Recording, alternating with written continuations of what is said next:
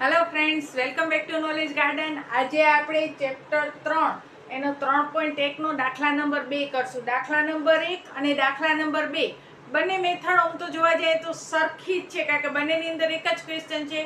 દાખલા નંબર 1 ની અંદર આપણને રેખાઓ કીધી હતી કે ભાઈ કઈ રેખા છે, છેદતી રેખા છે, સમાંતર રેખા છે કે સંપાતી રેખા છે. જ્યારે દાખલા નંબર 2 માં આપણને કહે છે સુસંગત છે કે નહીં. તો મેં તમને દાખલા નંબર 1 માં ત્રણેય રીત કરાવી હતી, એટલે કે ત્રણેય રૂલ્સ કરાવી દીધા હતા કે ભાઈ કઈ રેખા છે, સુસંગત છે કે નહીં અને કેટલા ઉકેલ મળે. આમાં પણ આપણે એ જ રીતે કરશું. ભલે આપણને માત્ર પૂછ્યું એટલું જ છે કે સુસંગત છે કે નહીં, પણ આપણે ત્રણેય આન્સર લખશું જેથી કરી મગજમાં ફિક્સ થઈ જાય આપણે આખો આપણો રૂલ્સ. તો આપણે જોઈએ આજે દાખલા નંબર 2. આલેખની રીત તો નીકળી ગઈ છે, એટલે આલેખની રીત આપણે કરવાની નથી. તો જુઓ દાખલા નંબર 2, એની અંદર 3x + 2y = 5 અને બીજી રકમ છે 2x - 3y = 7. બે સમીકરણો આપણને આપ્યા છે. પણ અહીંયા આપણે દાખલો ગણવાથી પહેલા સમીકરણ છે ને પ્રમાણિત સ્વરૂપમાં ફેરવી લઈએ તો દાખલામાં ભૂલ થવાના ચાન્સીસ ઘટી જાય. કેવી રીતે પ્રમાણિત સ્વરૂપમાં ફેરવશું? +5 અહીંયા આવે તો શું થઈ જાય? -5 અને +7 અહીંયા આવે તો શું થઈ જાય? -7. હવે ઘણા વિદ્યાર્થી કહેશે કે બેન આપણે આ ફેરવીએ નહીં તો અંતે તો 5/7 જ આવવાના છે, તો પછી ભલે ને એમને એમ પડ્યો, એમાં વાંધો નથી જો તમે આ 5 અને 7 લખશો છેદમાં તો.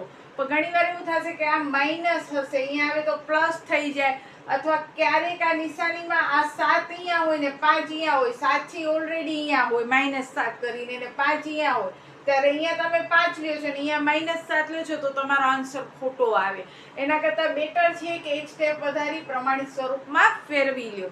કારણ કે એક રકમ પ્રમાણિત સ્વરૂપમાં હોય ને બીજી રકમ જો પ્રમાણિત સ્વરૂપમાં ન હોય અને તમે બંનેને સરખી ન કરો તો તમારો આન્સર ખોટો આવતો હોય છે. તો હવે એકવાર મેં તો અહીંયા પ્રમાણિત સ્વરૂપમાં ફેરવી લીધા છે. જો કે અહીંયા તો બંને સમીકરણ એક સરખી રીતના જ છે કે બંને સી છે એ બરાબર ને ઓલી સાઈડ છે. પ્રમાણિત સ્વરૂપમાં નહીં ફેરવો તો પણ આન્સર એ જ આવશે. પણ જો એક પ્રમાણિત સ્વરૂપ હોય ને બીજો ન હોય તો કમ્પલસરી તમારે બંનેને પ્રમાણિત સ્વરૂપમાં ફેરવી નાખવાના. મેં તો ઓલરેડી અહીંયા બંનેને ફેરવી નાખ્યા છે. 3x + 2y + 5 બરાબર ની આ સાઈડ આવે તો શું થઈ જાય? -5. એટલે આ સાઈડ કાંઈ ન રહ્યું એટલે 0. તો આ પ્રમાણિત સ્વરૂપ. પ્રમાણિત સ્વરૂપ છે એ તમને હેતુલક્ષીમાં 1 માર્ક્સમાં પૂછાતું પણ હોય છે. પછી 2x - 3y + 7 બરાબર ને આ સાઈડ આવે તો -7, એના બરાબર પણ 0. ચલો હવે આપણે જે આપણે પહેલા કર્યું હતું એ જ હવે તો બધાને આવડે છે, એટલે બધા મારી સાથે જ બોલતા રહ્યો. a1 એટલે કેટલા થશે? તો આપણે પ્રમાણિત સ્વરૂપ પ્રમાણે જોઈએ તો a1 એટલે 3, b1 એટલે 2, c1 એટલે -5, a2 એટલે 2, b2 એટલે -3 ને c2 એટલે -7. બરોબર? a2 b2 અને c2 પણ નિશાની શીખે જ લખવાનું. 2 પ્લસ છે, 3 માઇનસ છે, 7 માઇનસ છે. હવે a1/a2 એટલે 3/2, b1/b2 એટલે 2/3, c1/c2 એટલે -5/7, માઇનસ ઉડી ગયા. હવે જોઈએ તો a1 a2 અને b1 b2 નો આન્સર સરખો છે. 3/3 અને 2/3 સરખા કહેવાય? ના કહેવાય. તો a1/a2 not = b1/b2, તો સુસંગત છે. આના પ્રમાણે આન્સર ખાલી શું આવશે? સુસંગત છે. કેવી રેખા છે? છેદતી રેખા છે. છેદતી રેખા છે તો કેટલા ઉકેલ મળશે? અનન્ય ઉકેલ મળશે. એટલે એક અને માત્ર એક ઉકેલ મળશે, એટલે એ સુસંગત છે. ઉકેલ મળ્યો એટલે સુસંગત છે. અને જ્યારે પણ આ છેદતી રેખા આવે તો જ લોપ કે આદેશથી દાખલો થાય. પછી આપણે જોઈએ બીજો દાખલો. 2x - 3y = 8 અને 4x - 6y = 9. આને પણ મેં પહેલેથી જ પ્રમાણિત સ્વરૂપમાં ફેરવી નાખેલો છે. તો a1 એટલે 2, b1 એટલે -3 ને c1 એટલે -8, a2 એટલે 4, b2 એટલે -6 ને c2 એટલે -9. હવે a1/a2 એટલે 2/4. હવે એના છેદ ઉડાડી નાખીએ તો જો 4 મોટા છે ને છેદમાં છે તો 2 દુ 4 કરીએ ત્યારે આપણે ઘણા વિદ્યાર્થી આમ કરતા હોય 2/4 = 2, તો આ ખોટું થાય. કારણ કે 2 દુ 4 તો આમ 2 ઉપર ના આવે. તમને જો છેદ ઉડાડતા ના આવડે ને તો આવી રીતે પાડો લખી નાખવાનો. તો જો આ 2 ઉડી ગયા તો 1/2 આવે. જ્યાં મોટી રકમ હોય ને 2 દુ 4 કરો તો મોટી રકમ કરીને આપણે 2 લખવાનું હોય. b1/b2 એટલે -3/માં છે એટલે 3 દુ 6 એટલે એ 1/2 માઇનસ નીકળી ગયા. c1/c2 એના તો છેદ ઉડતા નથી તો હવે જોઈએ a1/a2 ઈ પણ 1/2, b1/b2 ઈ પણ 1/2, તો ઈ બંનેના ગુણોત્તર કેવા છે? સરખા છે. જ્યારે c1/c2 છે એ 1/2 નથી આવતો એટલે એનો ગુણોત્તર આ બેના ગુણોત્તર જેવો નથી. એટલે a1/a2 is equal two b1/b2 કારણ કે બંને 1/2 છે અને not is equal two c1/c2. હવે અહીંયા નોટ ઇઝ ઇક્વલ ટુ આવ્યું એટલે સમાંતર રેખા છે એટલે એના ઉકેલ જ મળે નહીં, તો એ સુસંગત નથી. હવે જોઈએ નેક્સ્ટ ત્રીજો દાખલો. હવે જોઈએ ત્રીજો દાખલો. આ ત્રીજો દાખલો છે એનો પહેલો સમીકરણ જુઓ, વાયડો સમીકરણ છે, તો આપણે એને કાન પકડી અને સીધો કરી નાખશું.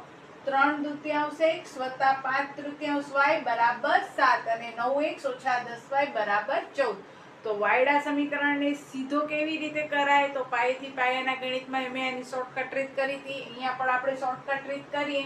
શું કરશું કે જ્યારે પણ આવા અપૂર્ણાંકવાળા હોય ત્યારે મૂંઝવણ થતી હોય કે ભાઈ હવે આને સાદું રૂપ કેવી રીતે આપવું, ત્યારે શું કરવાનું? પહેલો જે અપૂર્ણાંક છે એનો છેદ ઢાંકી નાખો. ચલો આ પહેલો અપૂર્ણાંક 3/2 છે, એના છેદમાં 2 છે, એ 2 મેં ઢાંકી નાખ્યો. તો હવે તમને કયો છેદ દેખાય છે? 3. એના સિવાય તો કોઈ છેદ છે જ નહીં. તો આ 3 છે એને આપણે જેનો છેદ ઢાંક્યો છે એના અંશ વડે ગુણવાનું એટલે 3 તેરી 9, પાછળ પૂછડો x. બરોબર? આને ઢાંકી નાખ્યો, જે છેદ દેખાય છે એને ઢાંકેલો જે હોય એના અંશ સાથે ગુણવાનું એટલે 3 તેરી 9x. પછી હવે આનો છેદ ઢાંકો, કયો છેદ દેખાય છે? 2, તો 2 50 10y. હવે જો આનો છેદ ઢાંકું છું એટલે 2 છે કેને ગુણશે? 5 ને. જેનો છેદ ઢાંકે એના અંશ વડે જેટલા છેદ દેખાય બધા છેદને ગુણવાનું. પહેલાનો છેદ ઢાંક્યો તો 3 દેખાય છે એને 3 વડે ગુણ્યા એટલે 9. બીજો છેદ ઢાંક્યો તો 2 50 10y. હવે આના છેદ નથી આમાં, છતાંય ઢાંકવાનું કારણ કે જેનો છેદ નથી તો નહીં, અહીંયા છે. શું છે? 1. તો અહીંયા કને છેદ ઢાંકી નાખો, નથી તોય ઢાંકો. કયા છેદ દેખાય છે? 2 અને 3 દેખાય છે, તો 2 તેરી 6 ને 6 સત્તા 42. થઈ ગયો સીધો સમીકરણ, કાંઈ પણ માથાકૂટ વગર. અન્યથા તમારે 2 અને 3 નો લસા કરવાનો, જે લસા આવે એને અંશ સાથે ગુણવાનો, છેદ સાથે ભાગવાનો. આવી મોટી પીંજણથી મુક્તિ. ઇન શોર્ટ, પહેલો છેદ ઢાંકી નાખો, જેટલા છેદ દેખાય છે એનો ગુણાકાર અંશ સાથે કરો. બીજો છેદ ઢાંકો, જેટલા છેદ દેખાય છે એનો ગુણાકાર અંશ સાથે કરો. કેના અંશ સાથે? ઢાંકેલા છેદના અંશ સાથે. અહીંયા છેદ નથી તો સમજી લેવાનું કે આનો છેદ નથી તો જેનો કોઈ ન હોય એનો 1 હોય. બરોબર? તો અહીંયા પણ 1 ઢાંકી નાખો તો 2 તેરી 6 અને 6 સત્તા 42. અને આ તો બિચારો સીધો જ છે.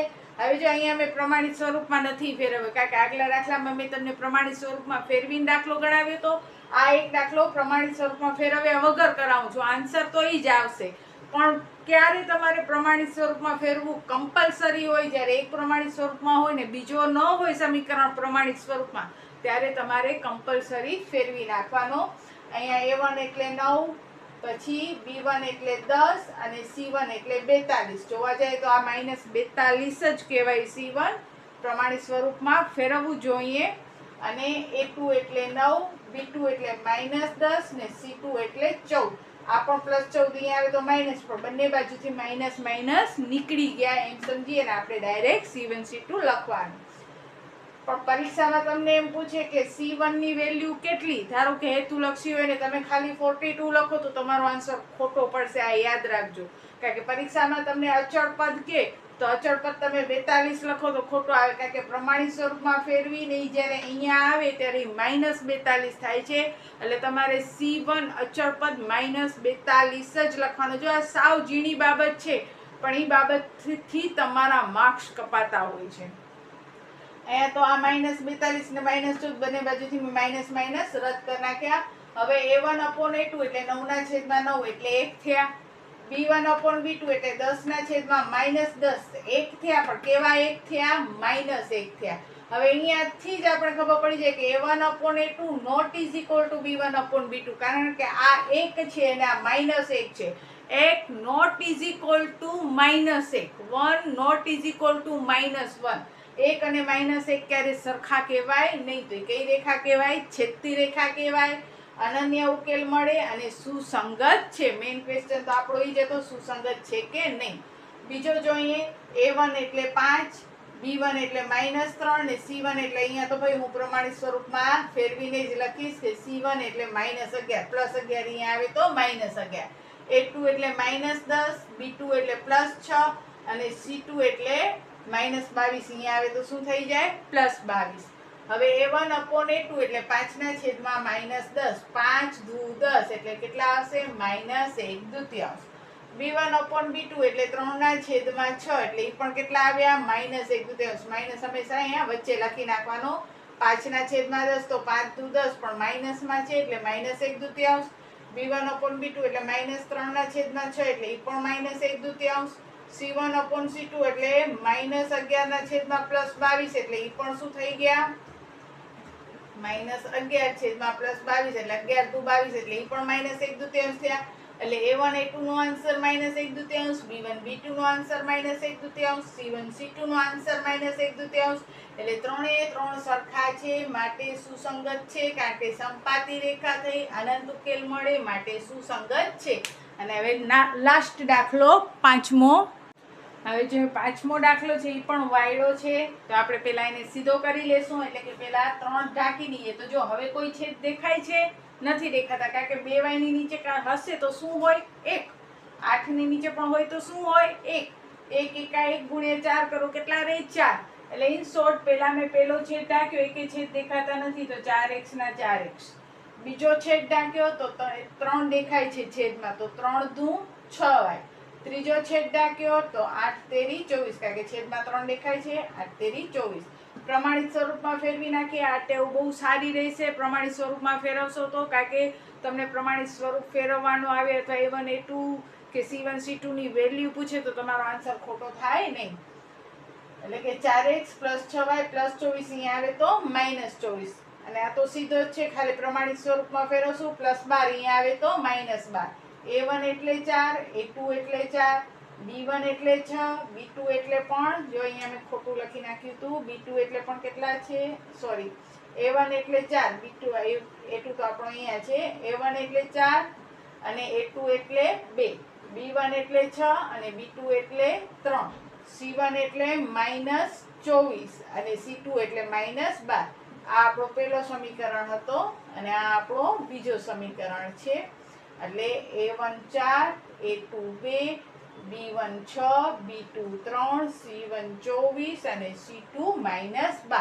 હવે A1 upon A2 એટલે 4/2 એટલે 2, B1 upon B2 એટલે 6/3 એટલે પણ 2, C1 C2 એટલે -24/12 એટલે બંને બાજુથી માઇનસ માઇનસ ઉડી જાય તો એ પણ 2. ત્રણે કેવા થઈ ગયા 2 2 2 વક્રી કરે છે તો કેવા થઈ ગયા? ત્રણે સરખા થઈ ગયા. સરખા થઈ ગયા તો એ શું કહેવાય? સુસંગત કહેવાય. ભાઈ કઈ રેખા થઈ? આ સંપાતી રેખા થઈ. કેટલા ઉકેલ મળશે? અનંત ઉકેલ મળશે. તો જુઓ હવે તો તમને મગજમાં બરોબર બેસી ગયો કે સંપાતી રેખા કેને કહેવાય, છેદતી રેખા કેને કહેવાય અને સમાંતર રેખા કેને કહેવાય. કયા સુસંગત છે? છેદતી રેખા સુસંગત છે, સંપાતી રેખા સુસંગત છે. શું સુસંગત નથી? તો સમાંતર રેખા સુસંગત નથી, એને ઉકેલ મળે નહીં. તો અહીંયા ઈ ટોપિક આપણો પૂરો થયો. નેક્સ્ટ વિડીયોમાં દાખલા નંબર 3 સાથે આપણે ફરીથી મળશું. ત્યાં સુધી બધાને જય હિન્દ, જય ભારત. સૌ ભણે, સૌ આગળ વધે. અને હા, જો વિડીયો ગમતો હોય તો એક પ્યારી સી કોમેન્ટ્સ જરૂર મોકલજો અને તમારા ફ્રેન્ડ્સને પણ શેર કરજો. બાય.